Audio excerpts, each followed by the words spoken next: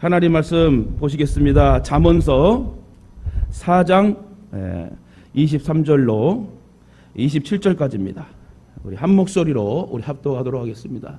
잠언 4장 23절로 27절까지 다 같이 시작. 모든 지킬 만한 것 중에 더욱 내 마음을 지키라. 생명의 근원이 이에서 나면이라. 구부러진 말을 내 입에서 버리며 비뚤어진 말을 내 입술에서 멀리하라.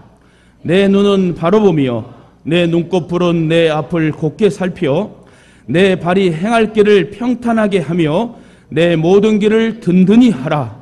좌로나 우로나 치우치지 말고 내 발을 악에서 떠나게 하라. 아멘.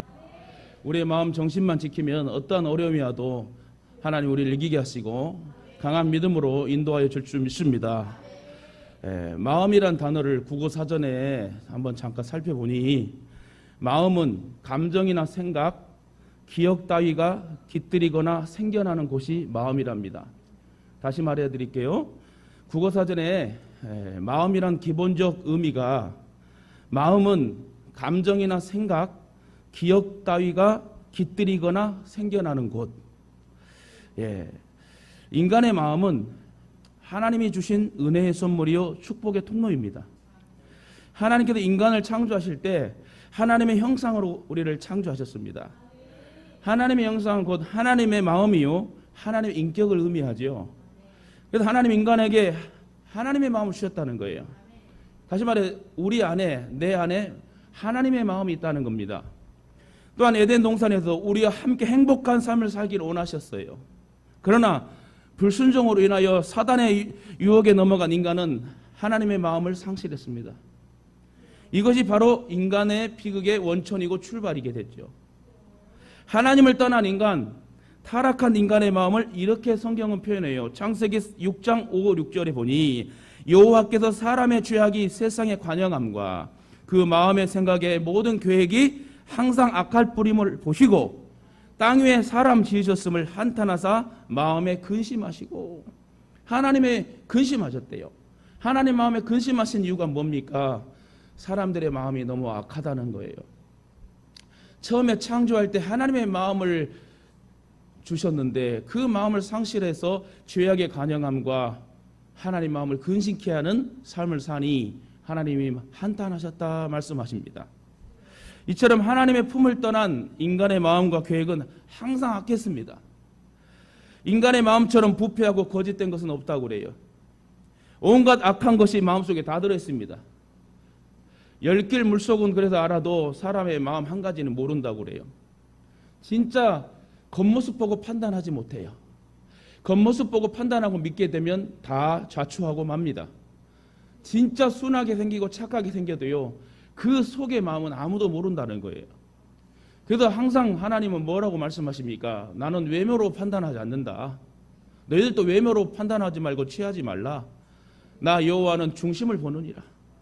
우리의 마음의 중심이 중요합니다. 우리의 마음가짐이 중요하다는 거예요. 우리의 마음이 어떤 방향으로 꽂혀있고 향해 있는가, 그것이 상당히 중요하다. 오늘 지금도 예배 드릴 때 우리가 예배 드리고 오자 하는 마음이 있어서 이렇게 예배 드리는 것이지요. 그런 마음이 아니고 자꾸 사단에 꼬여가지고 다른 것에 우선순위를 뺏겨버리면 예배를 드리지 못하는 것입니다. 천국은 침노한 자의 것이라고 그랬어요. 내가 하나님 앞에 은혜를 받고 능력을 행할 수 있는 믿음을 얻기 위해서는 예배자가 돼야 되고 우리의 마음을 온전히 주 앞에 드릴 때에 역사가 일어나는 것입니다. 그래서 이 세상에 많은 더러운 곳이 있지만 우리 마음속에서 나오는 것처럼 더러운 곳이 없대요. 그 결과 세상은 죄로 가득 차게 돼버립니다. 인간이 아무리 수행을 하고 도덕적 삶을 살기 위해 몸부림쳐도 하나님을 떠난 인간의 마음은 더럽습니다. 마음의 생각이 악하고 거짓되고 헛된 것들로 가득 차 있어요. 성경은 그것을 뭐라고 표현합니까? 마음이 상했다. 사람이 마음이 상해버리면요 다른 게 보이지가 않아요. 자기만 생각하게 되고 그 마음이 분열되고 갈라지게 되고 또 은혜를 받지 못하면서 결국은 사단의 밥이 된다. 성경은 그것을 뭐라고요? 마음이 상했다고 표현을 하시는데 이는 상한 마음, 즉 하나님의 형상이 깨졌다. 처음 주신 하나님의 마음을 잃어버렸어.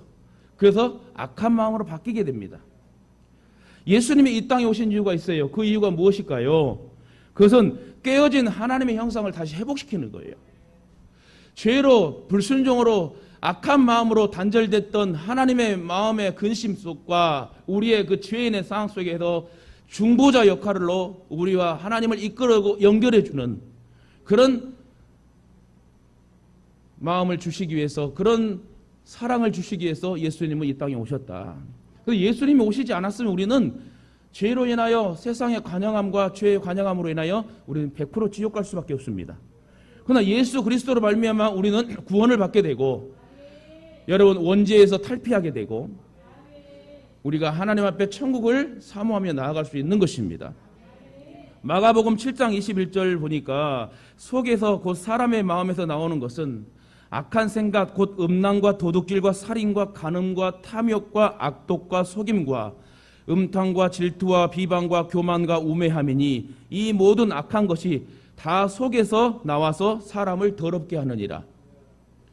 여러분 오늘도 예배드리는 우리 성도들, 또 온라인으로 비대면으로 예배드리는 우리 실시간으로 예배드리는 성도들 있습니다.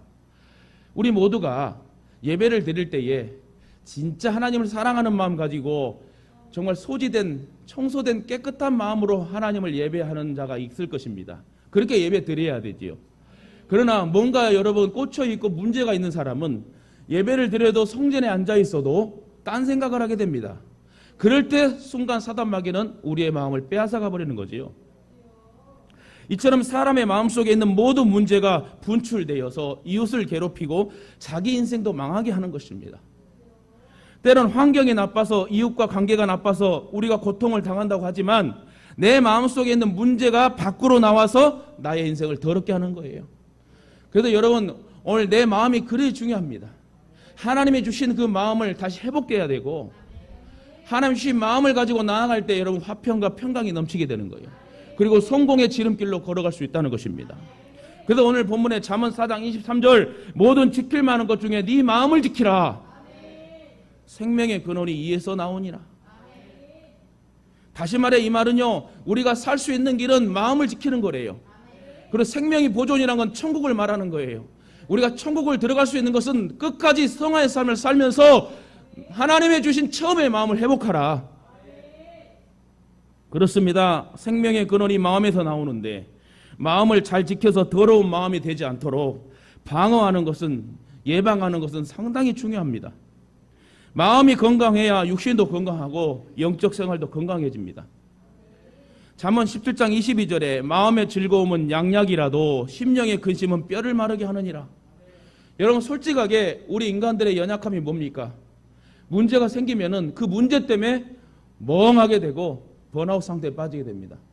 그러면 누구 말도 안 들어와요. 하나님 말씀도 안 들어와요. 그래서 우리의 마음을 지키고 마지막 때는 더 깨어서 기도할 수 있는, 그래서 뭐라고 그래요? 만물의 마지막이 가까웠으니 너희는 정신을 차려 깨어 근신하여 기도하라. 근신이 뭡니까? 자숙하래요? 겸손하래요? 두렵고 떨리는 마음으로 기도하래요. 이처럼 마음의 즐거움은 어떠한 양약과 보약보다 좋습니다. 그러나 마음이 상하면 뼈를 썩게 한대요. 그렇기 때문에 가족들 간에 서로 기뻐하고 즐거워하고 화평하게 살면 몸도 마음도 기쁘고 최상의 컨디션으로 축복의 삶을 살 수 있습니다. 그러나 가족들 간에 싸우고 오해하면 뼈를 썩게 하는 병도 생기게 되고 막히고 또 넘어지고 되는 일이 없어요. 저도 뭐 문제가 터지면은 다음 일을 할 수가 없어요. 어떤 분들은 진짜 뭐 마음이 정말 강해서인지 모르겠지만 문제가 터져도 그걸 완전히 모른 척하면서 막 화해도 용서도 없이 그냥 막 움직이고 하는데, 익숙해 있는 사람도 있지만 저 같은 경우에도 모든 문제가 터지면은 그 문제를 해결하지 않고서는 절대 다음 단계를 못 가더라고요. 그러므로 저와 여러분은 마음을 잘 관리하고 마음을 잘 지켜야지 우리가 다음 단계에 주시는 하나님의 복도 받을 수 있고 훈련을 통과할 수도 있다는 것입니다. 본론으로 들어가, 사람의 인격은 그 사람의 마음에 달려 있습니다. 그래서 제가 요즘에 이런 생각도 들어요. 신앙이기 전에 인격도 중요하다. 가정교육도 중요하다. 태어나서 자라면서 부모의 영향과 환경의 영향과 교육의 영향이 상당히 중요하다. 어떤 사람들은요, 잘하면서도요, 인사를 못 배웁니다. 자기만 합니다. 이기적입니다. 냉철합니다. 냉랭합니다. 차갑습니다. 여러분, 병원을 가도요, 여러 의사들이 많이 있지만 어떤 의사는 참 친절하게 잘해요. 기술은 없어 할지라도 친절하게 잘 해서 그 친절하게 하는 그 행동으로 말미암아 환자가 마음이 열려서 치료가 되는 역사도 있어요. 근데 아무리 기술이 의사가 있어 할지라도, 아무리 의사가 의학 기술이 좋다 할지라도 표정도 그렇고 인사도 그렇고 이런 서브하는 부분이 준비가 되지 않고 인격이 되지 않으면요, 환자 자체가 먼저 우울해집니다. 제가 어저께 차를 타고 오면서 교회 이름을 봤는데 미소를 짓는 교회, 미소를 짓는 교회라는 간판을 봤어요. 그러면서 참 특이하다. 맞다. 교회는, 특별히 교회는 미소가 있어야 되겠다. 교회에 다니는 사람이, 예수 믿는 사람들이 행복한 모습으로, 즐거워하는 모습으로 미소를 지어야지. 아이고 나는 죽었어 하고 하면은 어떤 성도가 오겠냐 이거예요. 저가 만약에 성도였으면요, 어저께 이제 지나가다 이제 그 간판을 봤는데 미소를 짓는 교회, 미소가 있는 교회인지 미소를 짓는 교회인지 모르겠어요. 저도 만약에 목사가 아니고 교회를 찾아야 될 상황이라면 한 번쯤은 갈 것 같아요. 참 교회 이름이 참 특이하고, 이 진짜 교회는 목사 사모님이라도 최소한 미소를 짓는 교회인가 보다. 미소가 있는 교회라고 생각할 수 있지 않겠습니까? 그러나 그 어떤 교회보다 우리 예수 동행교회가 좋다. 아멘, 할렐루야. 어쨌든 중요한 거는 우리의 마음을 지켜야지 우리 얼굴에 미소도 나오는 거고, 여러분 포커페이스가 되는 것입니다. 여러분, 사람의 인격은 그 사람의 마음에 달려있다고 그랬어요. 그 마음속에 무엇이 담겨있고 마음을 어떻게 다스리는가에 따라서 그 사람의 됨됨이가 드러나게 됩니다. 어떤 애들 보면요, 참 바르게 자라서 인사도 잘해요. 우리 청년들, 우리 성도들 인사 참 잘해. 소문났어. 너무 부지런하고 인사성 바르고 예의 바르고 착하다고 소문났어요. 어디에 소문났을까요? 전국 팔도에 목사님들이 다 알아요. 예수 동행교회 목사님 다 알아요. 근데 여러분, 진짜 같은 목사, 같은 중직자, 장로를 할지라도 훈련되지 않으면요, 인상 자체가 찌그러 있고 주름살이 18개가 있고, 그러면 여러분 다가가기가 힘들어요. 그래서 우리의 마음을 지킬 때 활짝 핀 미소로 맞이하게 되고, 그런 즐거움으로 교회는 성장하고 부흥하게 될 줄 믿습니다. 따라서 마음을 어떻게 다스리고 지키는가 중요하는데, 특히 우리는 매사에 감사의 마음을 가져야 돼요. 따라합시다. 감사의 마음을 가집시다. 오늘 장로님 기도하실 때도 하나님께 감사합니다, 감사합니다. 맞아요. 감사할 일이 많아요. 감사하지 못하니까 자꾸 불평이 생기는 거고 원망이 생기는 거고요. 아이고 나는 안 되겠다 하고 마귀가 여러분 속삭이고, 그래 너는 안 돼 하고 잡아먹습니다. 감사를 잃어버리면 안 돼요. 가정 주신 것 감사하고, 부모님 주신 것, 자녀 주신 것, 남편 아내 주신 것, 교회 주신 것, 하나님 만나 구원받은 것, 감사할 게 얼마나 많아요. 여러분, 생각은요 한 끗 차이예요. 내가 감사를 하느냐 불평을 하느냐. 우리의 마음에 저울질 하고 있을 때 저와 여러분은 무조건 감사를 택했으면 좋겠어요. 사도 바울은 수많은 사람에게 복음을 증거하고 수많은 사람의 병을 고쳤으나 자기 병은 고치지 못했습니다. 바울에겐 여러분 아시다시피 불치의 병이 있었어요. 바울은 너무 괴로워 그 질병을 치료해달라고 하나님께 3번이나 엎드려 간구했습니다. 여기서 엎드렸다는 것은 겸손히 간절성 있게 기도했다는 거예요. 진짜 한나와 같이 하고 간절히 막 기도하며 울면서 통곡하며 간절성 있게 몇 번? 3번이나. 3번이란 건 3자예요. 이 숫자 3은 완전성을 말해요. 다시 말해 사도 바울은 자기의 지병을 고쳐달라고 하게 어떻게 했다? 완전성 있게 최선을 다하여 기도했다는 거예요. 그래서 엎드려서 기도했다고 성경은 기록합니다.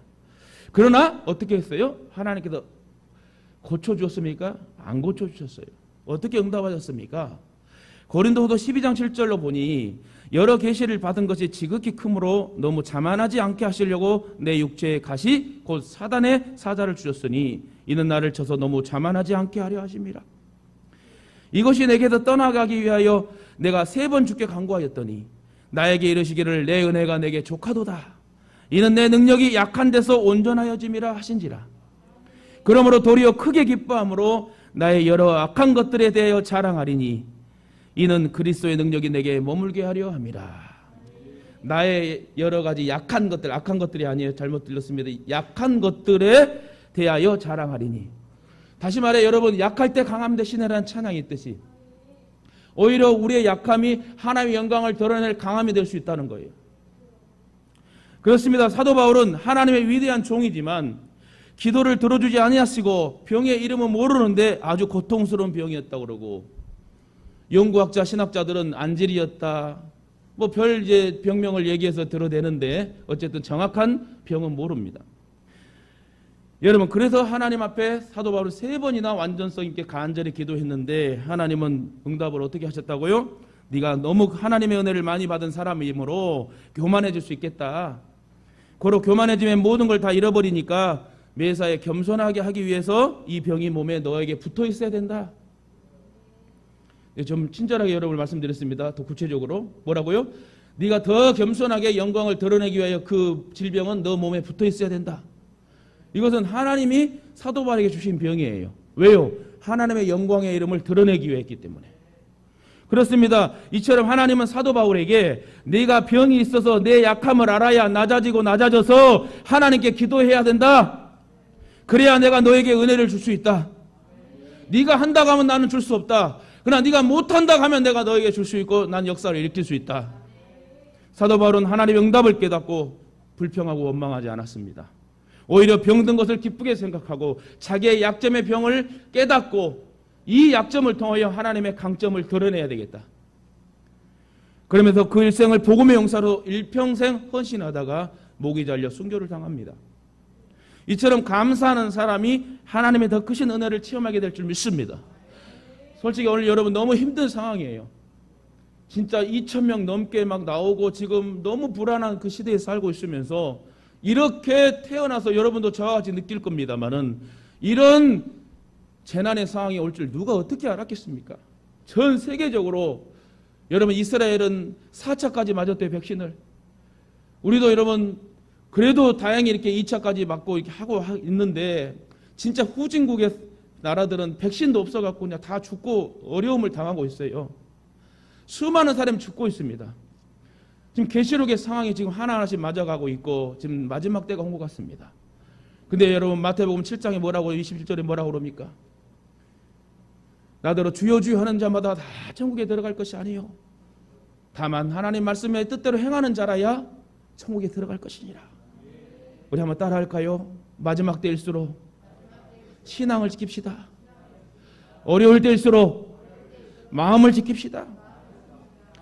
여러분 어떤 마음을 지켜야 됩니까? 내가 주님을 사랑하는 마음을 지켜야 되고 주님께서 나에게 능력 주시는 그 마음을 지켜야 되고 기도하는 마음 지켜야 되고 말씀 듣고 행해야 될 깨달을 수 있는 용단의 마음도 지켜야 되고 중직자의 사명으로 아버지 앞에 나아갈 때 여러분 그 모든 선서하고 했던 모든 서약을 지켜야 될 줄 믿습니다. 근데 더 웃긴 건 뭔지 아십니까? 교회 앞에 충성하겠다고 서약하고 중직을 받고 그렇습니다. 근데 그런 마음이 다 사그러들고 은혜 받지 못한 사람들은 이 교회 저 교회 떠다니면서 불행한 삶을 살게 되는 거예요.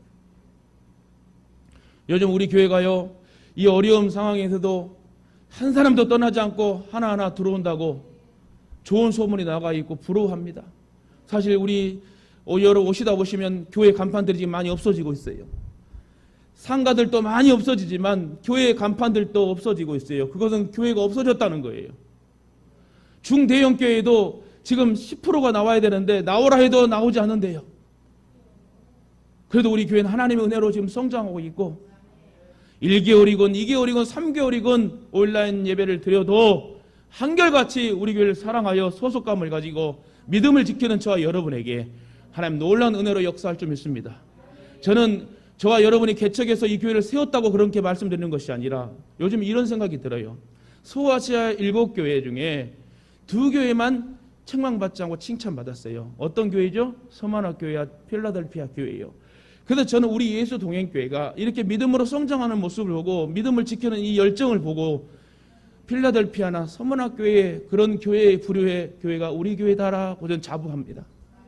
저는 솔직히 그러고요. 우리 교회가 가장 좋아요. 제가 다니면서 교회가 좋은 게 아니라 우리 교회는 진짜 저도 많은 교회를 돌아보며 부흥회를 다녀봤지만 우리 교회처럼 아멘 잘하고 우리 교회처럼 순수하고 우리 교회처럼 인사성 바르고 예의 바르고 착한 사람들, 누가 어려움을 당하면 정말 같이 함께 하려고 그런 마음들이 저는 마음을 짠하게 합니다. 얼마나 감사해요. 인정 있어요. 목사 닮아서 인정도 있고 의리도 있고. 할렐루야. 그래서 여러분 어려울 때 서로 돕고자 하는 마음, 불쌍히 여기는 마음, 그런 마음이 목회자의 마음에 같이 연결될 때 여러분 역사가 일어나는 것입니다. 우리는 여러분 어떠한 어려움이 있어도 같이 살아야 됩니다. 같이 서로 불쌍히 여기고 같이 손잡고 일어나야 되고, 어려움을 겪어대면 같이 자녀들과 함께 손잡고 기도할 수 있는 부모. 아이들이 크면 여러분 기억합니다. 아이들의 기억력이 얼마나 좋은지 아십니까? 어려울 때 여러분 어린 자녀들과 함께 이 어려움을 같이 극복하자. 아빠가 기도할게, 엄마가 기도할게 하고 어린 아이들과 손잡고 기도하면서 자란 아이들은요, 천국 가는데 절대 지장 없습니다. 잠언 4장 오늘 23절 중요한 말씀이죠. 무릇 지킬 만한 것보다 네 마음을 지키라. 여기서 마음은 무엇을 말한다고요? 하나님이 창조하신 온전한 성품, 인격을 말합니다. 또한 예수님께서 보여주신 온유한 겸손의 마음을 말합니다. 그러면 어떻게 하는 것이 마음을 지킬 수 있을까? 어떻게 마음을 지킬 수 있을까? 우리의 마음을 깨끗하게 해야 돼요. 하나님은 거룩하신 분이기에 우리들이 청결하고 깨끗한 모습으로 살아가기를 원하십니다. 아무리 잘 만든 그릇이라도 더러운 그릇에는 음식을 담을 수가 없어요.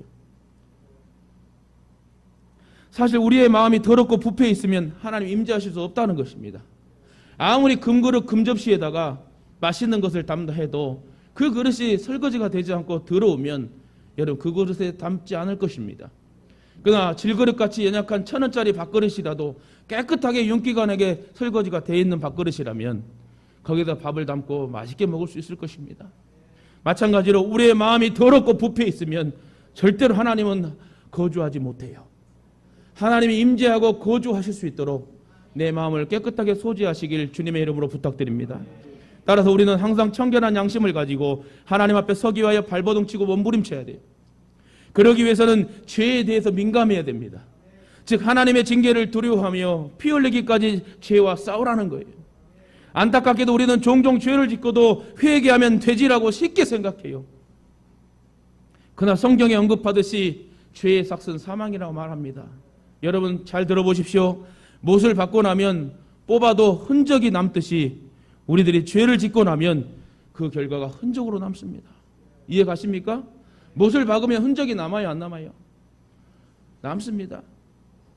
저도 세대로 살고 있는데 집주인이 한번 혼났어요. 집주인한테. 집주인이 잘 아시는 분이에요, 저랑. 너무너무 오래오래 만나서 집주인이 잘 아신 분인데 그 환풍기를 하나 단다고 제가 그 피스로 3개인가 4개를 박았는데 그거를 이제 이중창을 한 거예요. 근데 한번 안 돼야 되는데 고정할 수 있는 방법이 없어. 그래갖고 어떻게 피스 한 개 이제 걸려가지고 저 하이샷이 창문에다가 저런 못을 박았네. 엄청 죄송하고 미안하더라고. 마찬가지로 우리가 못을 박게 되면 흔적이 남게 됩니다. 죄를 짓고 나면 여러분 흔적이 남게 돼요. 유럽과 아프리카를 정복했던 알렉산더 대왕은 세상을 정복하는 것보다 더 힘든 것이 자신의 마음을 정복하는 것이었다고 말했대요. 이처럼 마음을 조절하는 것이야말로 그 어떤 것보다도 힘든 것입니다.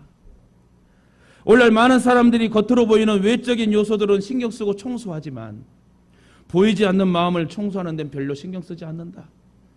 그래서 자기 감정, 자기 생각만 갖고 있는 거예요. 상대방이 어떻게 생각하고 어떻게 다가올 것을 생각하지 못하고 자기 마음만 자기 생각만 하는 사람들. 여러분 우리는 항상 남을 배려하면서 말을 해야 되고 남을 배려하는 마음을 가져야 돼요. 내가 이 말을 할 때 진짜 한번 생각해 보며 말하고 상대방이 상처받지 않을까 항상 이렇게 염두하고 여러분 마음을 지키고 그 마음을 지킨 상태에서 말을 할 때 여러분 그 환경은 평강의 환경이 되게 될 줄 믿습니다. 또한 자기에게 주어져 있는 환경이나 공동체에 대해서는 관심을 갖지만 자신의 마음을 고양시키기 위해서는 노력하지 않는다. 그리고 자기의 주변의 관계성을 견고하게 만들기 위해서는 힘쓰지만 자신의 마음을 아름답게 지키기 위해서는 별로 애쓰지 않는다는 것입니다. 아울러 물질을 지키기 위해서는 엄청난 시간과 정성을 투자하면서도 마음을 지키는 데는 소홀하다. 특히 사단의 유혹에 넘어가는 순간 창조의 아름다운 마음이 상실되고 인간의 마음이 악해집니다. 레시안 박사란 분은 이런 조사를 하게 됐습니다.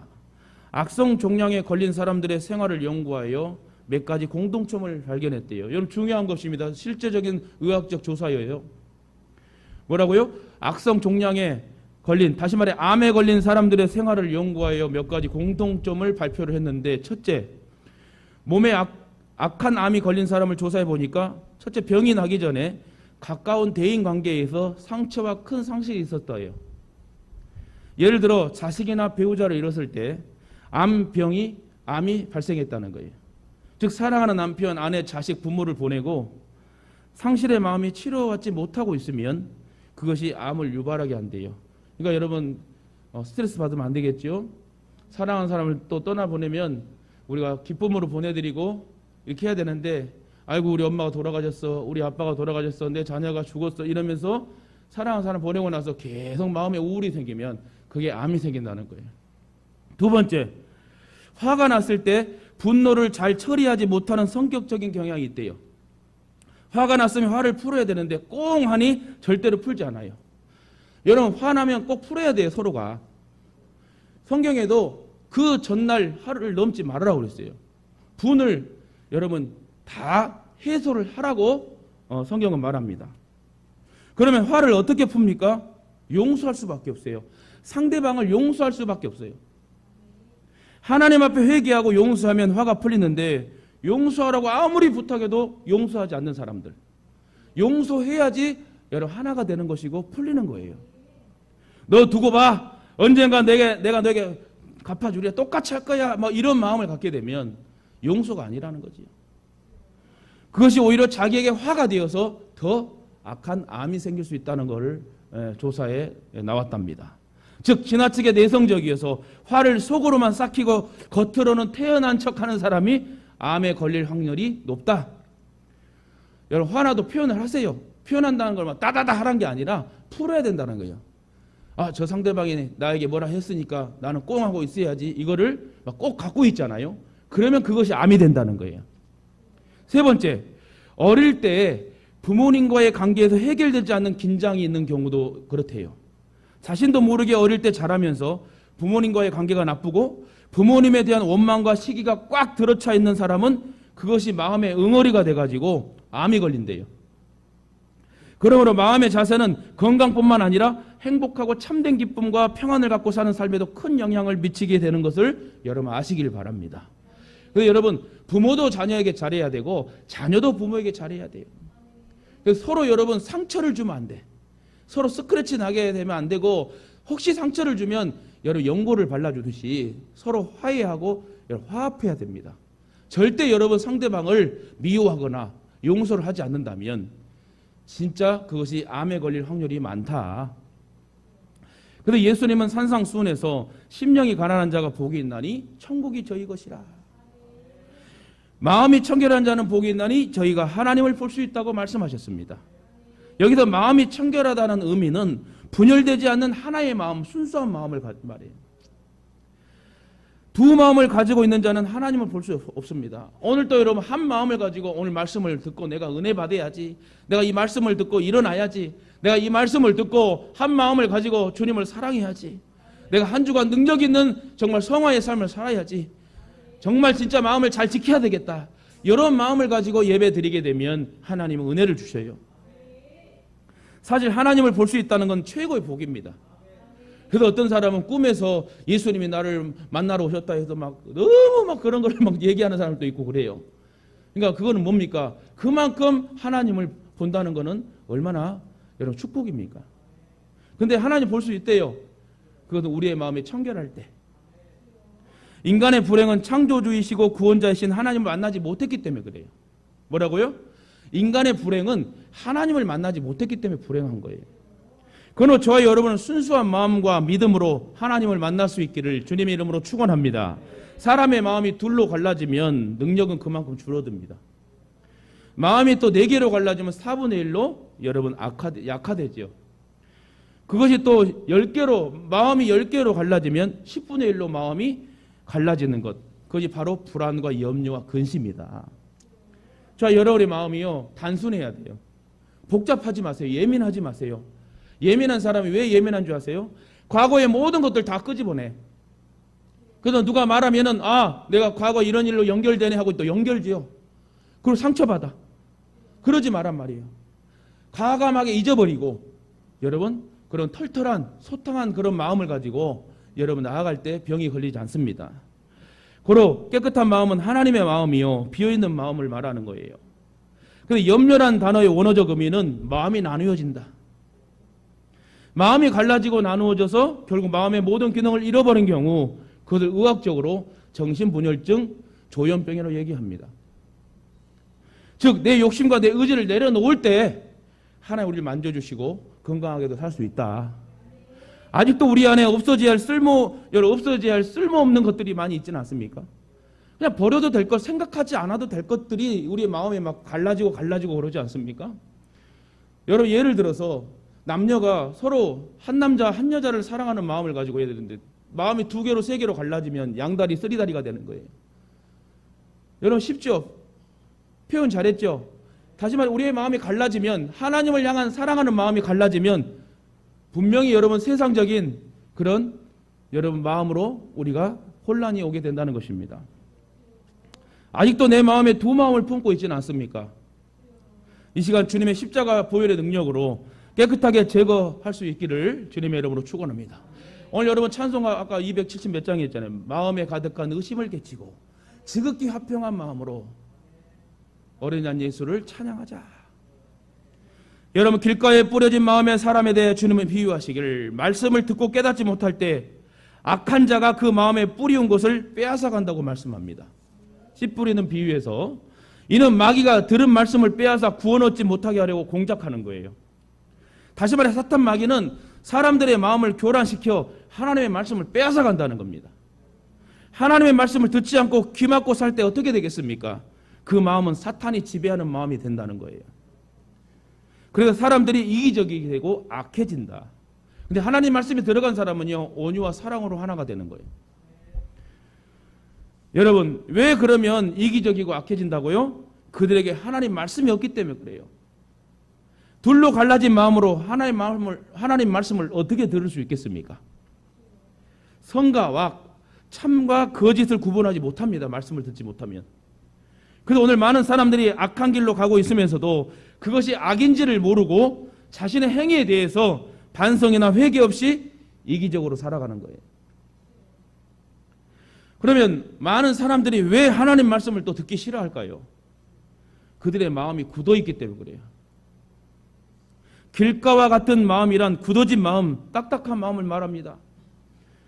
자신의 편견과 고집으로 굳어 있어서 하나님 말씀 앞에 자신을 열지 않아요. 자신을 내려놓고 나는 너무 약하고 부족하고 이렇게 좀 내려놓으면 하나님이 좋은 것으로 채워주시는데 자기의 사고와 틀과 계획을 가지고 하나님 말씀도 안 듣고 상대방도 안 들어. 이 고집이 센 사람들. 그래서 자기 생각과 틀로 비판합니다. 자기만 옳다는 거예요. 상대방의 말을 수용 안 하고 받아들이지 않습니다. 그러니 말씀을 깨달을 수 있겠습니까? 이처럼 마음이 굳어 있으면 어떤 말씀을 들어도 마음에 감동이 없습니다. 또한 은혜가 없고 기쁨이 없습니다. 눈물이 없고 찬송이 없고요. 그리고 감사가 없고 회개도 없습니다. 특히 말씀 앞에 순종함이 없습니다. 디모데전서 6장 10절에 보니 돈을 사랑함이 일만하게 뿌리가 되나니 이것을 탐내는 자들은 미혹을 받아 믿음에서 떠나 많은 근심으로써 자기를 찔렀도다 얘기합니다. 사실 물질이 살아가는 데 있어서 중요한 부분을 차지합니다. 물질이 있어야 사과도 사 먹고 쌀도 사고 반찬도 사 먹죠. 옷도 사 입고요. 하지만 성도는 하나님보다 돈을 더 사랑해서는 안 된다는 거예요. 하나님을 사랑하고 돈이 주어졌을 때 역사가 일어나는 거지. 돈을 사랑하고 하나님 앞에 어떻게 된다? 연결되지 못한다는 거예요. 돈 때문에 양심과 영혼을 잃어버린 사람이 되어서는 아니 될 줄 믿습니다. 마태복음 13장 7절에 가시 떨기 위해 떨어짐에 가시가 자라서 기운을 막았고 라고 말씀하지요. 이 말씀을 주님 설명하시기를 가시 떨기에 뿌려졌다는 것은 말씀을 들으나 세상의 염려와 재물의 유혹에 말씀이 막혀 결실하지 못하는 자요. 욕심이 들어와 말씀을 막아 결실치 못하게 하는 자라고 말씀하십니다. 그러니까 이러한 사람은 교회 생활을 하기는 해요. 예배에 오기는 합니다. 근데 형식적인 신앙생활을 한다는 거예요. 내가 조금만 불편하면 불평이 나와. 원망이 나오고요. 그러나 여러분, 신앙은 내가 맞춰가는 거거든요. 교회에 맞춰나가야, 목사님의 비전에 맞춰야 되고 하나님 앞에 말씀에 맞춰야 되는데 자꾸 거꾸로 생각을 해. 즉 믿음으로 살지 않고 말씀대로 살지 않습니다. 이런 사람은 자신의 힘으로만 살아가는 거예요. 특히 이러한 사람은 먹고 사는 문제로 온통 바쁜 사람입니다. 교회에 와서 말씀을 듣긴 하지만 세상적인 걱정과 염려로 말씀이 들어오지 않아요. 항상 교회에 와서 앉아있긴 해도 한 귀로 듣고 한 귀로 흘러버려요. 또한 이런 사람은 물질로 인하여 말씀이 들어가지 않아요. 돈에 대한 욕심이 지나쳐서 헌금 이야기만 나오면 시험에 빠져요. 제대로 올바르게 헌금한 적도 없어요. 교회에다 헌금할 돈 있으면 다른 필요를 더 채우고 사는 것이 낫다고 생각해요. 돈 때문에 믿음이 자라지 않습니다. 또한 물질 문제, 자녀 문제, 온갖 세상적인 문제를 가득 안고 살아가며 염려하며 사는 사람들. 이런 사람들에게 주님 말씀하시기를 무엇을 먹을까, 무엇을 마실까, 무엇을 입을까 염려하지 말라고 주님은 말씀하십니다. 말씀 맺겠습니다. 사랑하는 우리 예동 가족 여러분, 오늘 여러분은 무엇을 지키기 위해서 노력하고 계십니까? 물질입니까? 여러분의 마음이 마귀의 유혹에 넘어가지 않고 마음을 지키기 위해 얼마나 또한 애쓰고 있습니까? 날마다 분열되지 않는 청결한 마음을 품고 여러분 하나님을 섬기시길 바랍니다. 또한 날마다 삶 속에서 마음을 잘 지킴으로 하나님을 만나시길 주님의 이름으로 축원합니다. 그것이야말로 우리의 마음을 지키는 유일한 방법이고 비결입니다. 루터는 이렇게 얘기했어요. 날마다 수염을 깎듯이 날마다 우리 마음을 관리해야 된다는 유명한 말을 합니다. 뭐라고요? 날마다 수염을 깎듯이 날마다 우리 마음을 관리해야 된다. 여러분 남성분들이 매일 아침 수염을 깎듯이 날마다 우리의 마음밭에 쓸모없는 잡초가 자라지 않도록 관리해야 돼요. 저도요 수염을 매일 깎습니다. 아침마다. 아침에 깎으면 또 저녁에 또 이렇게 나와요. 한 이틀 3일만 안 깎으면요 아주 안 좋게. 저는 또 수염도 좀 이쁘게 자라면 좋은데 그러면 수염이라도 기를 수 있는데 특별히 제가 안 기른 이유가 있어요. 사모가 엄청 싫어해요. 기르지도 않았고. 그래서 항상 남성분들은 수염을 깎듯이 마음을 관리하는 것이 참 날마다 중요하다는 얘기를 하는 것입니다. 오늘 다시 한번 오늘 본문의 4장 23절에 모든 지킬 만한 것 중에 더욱 내 마음을 지키라 생명의 근원이 예수 남이니라. 그렇습니다. 마음을 지키는 것이 곧 우리의 생명을 바르게 보존하는 것입니다. 그러면서 여러분 24, 25, 27절까지 읽었잖아요. 내 눈꺼풀 똑바로 눈동자 뜨며 내 발을 바라보며 똑바로 거르고 평탄한 길을 가라. 바른 길을 가라는 거예요. 네 마음을 지키고 네 눈을 똑바로 하고 네 행동과 발과 모든 전인격이 바르게 살아라. 날마다 하나님께로 가까이 다가가며 하나님의 임재를 경험할 때 자신의 마음을 지킬 수 있습니다. 그래야 할 때 우리는 생명을 살리는 축복의 통로가 되는 것입니다. 그리고 하나님의 영광을 선포하는 거룩한 도구가 될 수 있다는 것입니다. 그래서 다윗은 항상 주님의 얼굴을 보기를 사모했어요. 갈망하며 날마다 고백했습니다. 그래서 유명한 고백을 하죠. 시편 16편 8절에 보니 하나님께 가까이함이 내게 복이라. 내가 여호와를 항상 내 앞에 모심이요 그가 내 우편에 계심으로 내 마음이 기쁘고 내 영광도 즐거워하며 내 육체도 안전히 그하리니 주의 앞에는 기쁨이 충만하고 주의 우편에는 영원한 즐거움이 있나이다. 다윗은 하나님의 얼굴을 배우는 것이 최고의 기쁨이요 행복이요 만족이었습니다. 그래서 다윗은 기쁠 때도 기쁘며 춤을 추며 찬양했지만 슬플 때도 그는 하나님을 놓치지 않고 마음을 지켜 하나님 앞에 찬양하는 인물이 다윗이었다는 거예요. 지금까지 신앙생활 하면서도 하나님의 말씀을 들어도 깨달음이 없으십니까? 성경 말씀을 읽어도 하나님 말씀으로 읽혀지지 않는 사람이 있습니까? 그렇다면 여러분들의 마음 상태를 지금 점검하십시오. 말씀을 들어도 은혜가 되지 않습니까? 그러면 여러분 마음을 한번 점검해 보세요. 마음이 죄로 더럽혀지고 거짓과 불의함이 있으면 하나님의 은혜를 느끼지 못합니다.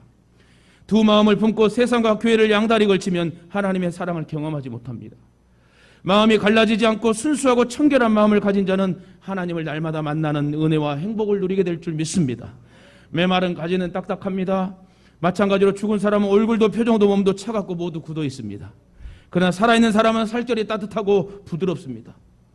성령 받은 사람은 따뜻하고 부드럽습니다. 은혜 받은 사람의 마음도 부드럽습니다.